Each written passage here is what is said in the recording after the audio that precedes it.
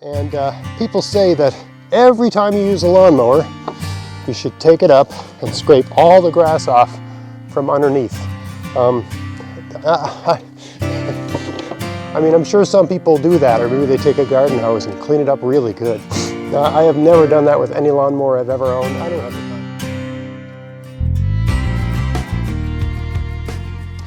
Hey, it's Greg here with MaritimeGardening.com, and you know, a lot of the videos I do, the idea I get for the video is something I wish I'd known 10 years ago. And so that's why even though I'm normally out in my garden showing you gardening stuff, I'm going to talk about my lawnmower for a minute, because this is some useful advice for people, new homeowners, people that are new to owning lawnmowers, or people that have sort of older ones that are worn out. So this lawnmower, what's the brand? MTD Pro 650 series, the Briggs & Stratton engine. So I bought this in, I don't know, 2010, right? So it's 10 years old and works great, runs great. But at the end of last year, the deck, you know, this part of the lawnmower, this metal part here, was rotted out. There was a door that used to open up here, and everything that you know, all of the metal that had attached to it rotted away.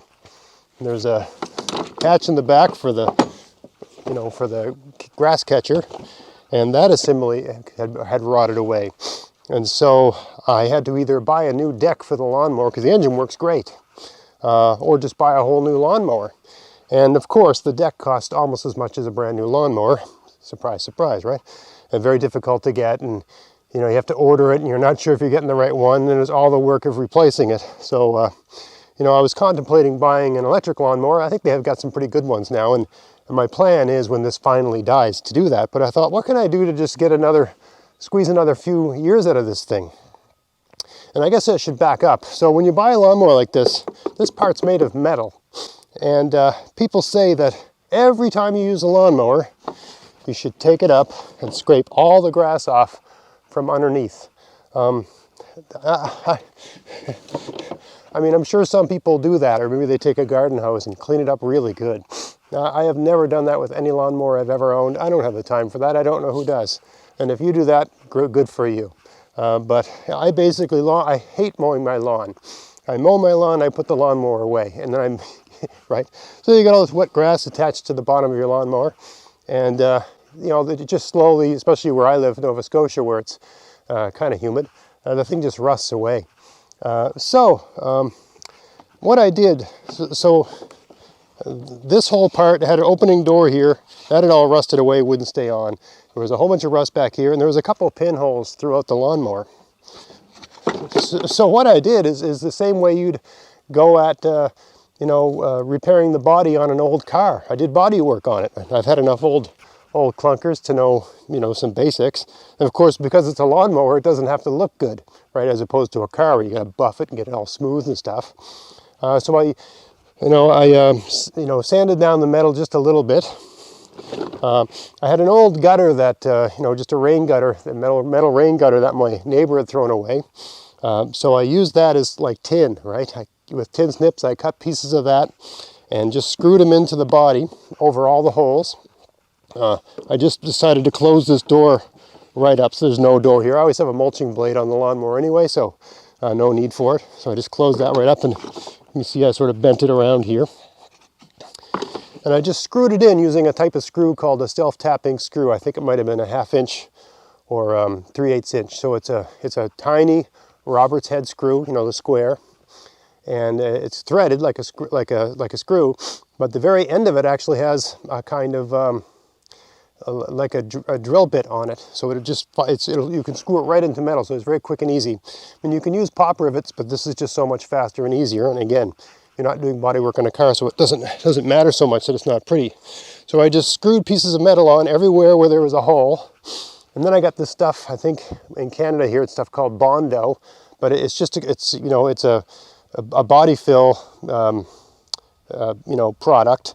It's got, there's two different kinds. There's one that's pink, it's for body fill, but there's another one that's green, and it's got fiberglass in it. So it's very strong. So, you know, you take a clump of that muck, and you put some red stuff on it, and you mix it up, and then you got about maybe 5 minutes to work with it before it turns rock solid. So I just slather that on everywhere where there was a tiny pinhole or where I'd attach the metal, right? And once I got that all on, I got this other stuff called rocker guard. It's the stuff you spray with a spray can. You'd use it for underneath a car or along the, the bottom part underneath the door, parts of cars that rust, right? It's something that you use for a car or a truck to protect the undercarriage from rust. So you can get a can of that for like $8. And I just sprayed the whole thing. This used to be red, I think. I sprayed the whole thing with that rocker guard, and I also cleaned it up pretty good underneath, and I covered the whole thing underneath with the rocker guard too. In retrospect, I wish I'd done that when I first bought the lawnmower, right? Just kind of did undercoating, right? So I wish I'd done that, but I didn't. And that was back in May, and things worked great ever since, and no sign of any decline. So hopefully I'll get another 5 years or so out of it. I really don't know why lawnmowers aren't made with something that's rust-proof.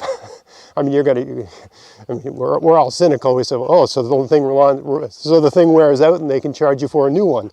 But man, you'd think one company would make a lawnmower that isn't designed to fall apart. There's plenty of alloys that are rust-proof. And even I'm noticing some of these electric ones that are with a lithium battery, which, I've got a lithium-ion weed whacker. It works better than any gas-powered weed whacker I ever owned. I just bought it 2 years ago. Love it. Never going back.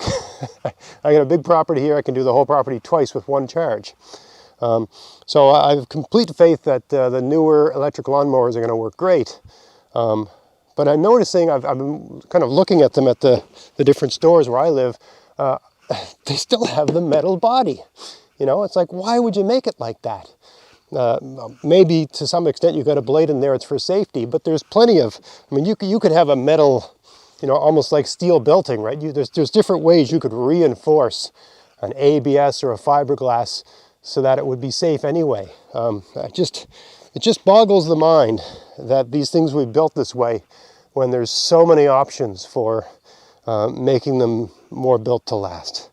It would be great if one company would make something that's just built to last instead of all of them seemingly having this sort of built-in planned obsolescence, designed to fail sort of thing.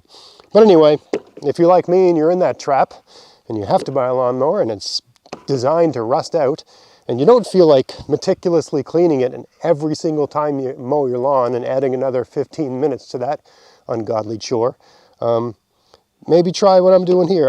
If it's brand new, hit the whole thing with that rocker panel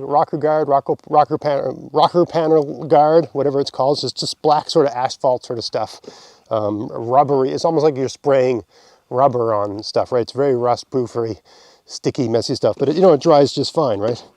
Spray that on the whole thing when it's brand new. Who cares what it looks like, right? You want it to last. It's just a lawnmower. It's just a tool. You want your tool to last a long time. And if your lawnmower is wearing out and is starting to sort of fall apart a bit, I think it took me the better part of an hour one evening last fall. I meant to shoot it as a video, but I was in a rush and I just needed to get it done. In about an hour, you can take a lawnmower that's pretty much, when I was using this before, there was grass flying everywhere because there was holes in it, right? So within about an hour, spend about $20 and maybe get another 5 years out of your lawnmower, that's worth it to me.